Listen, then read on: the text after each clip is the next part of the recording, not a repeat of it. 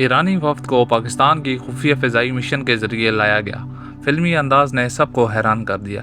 दोस्तों, जुमे की रात एक ऐसा खुफिया मिशन मुकम्मल हुआ जिसने पूरे खित्ते की तवज्जो अपनी तरफ खींच ली। ईरान से आने वाले अहम वफ्द की हिफाजत के लिए पाकिस्तान ने कई तहों पर मुश्तमिल फ़िज़ाई सिक्योरिटी शील्ड तैयार की, जहां हर नकलो हरकत को इंतहाई राजदारी में रखा गया।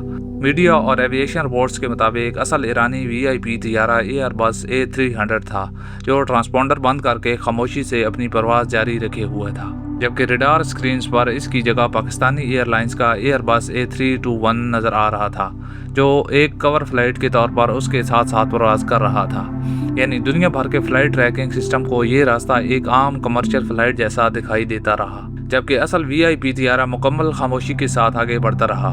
एविएशन माहिरीन के मुताबिक इस हिकमत अमली को एयर मोबिलिटी डिसेप्शन कहा जाता है, जहां एक नुमाया तैयारा दूसरे खुफिया तैयारे को हिफाजती कवर फराहम करता है। ईरानी वीआईपी तैयारे ने अफगानिस्तान के ऊपर से तवील परवाज़ की और फिर चमन के रास्ते पाकिस्तान फ़िज़ाई हदूद में दाखिल हुआ।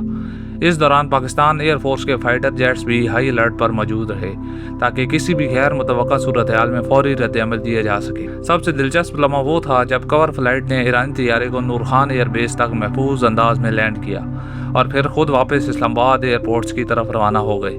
यूं ये पूरा ऑपरेशन किसी हाई बजट सियासी फिल्म के मंजर जैसा महसूस हुआ, जहां सिक्योरिटी, सफारतकारी और मेहमान नवाजी तीनों एक साथ दिखाई दी।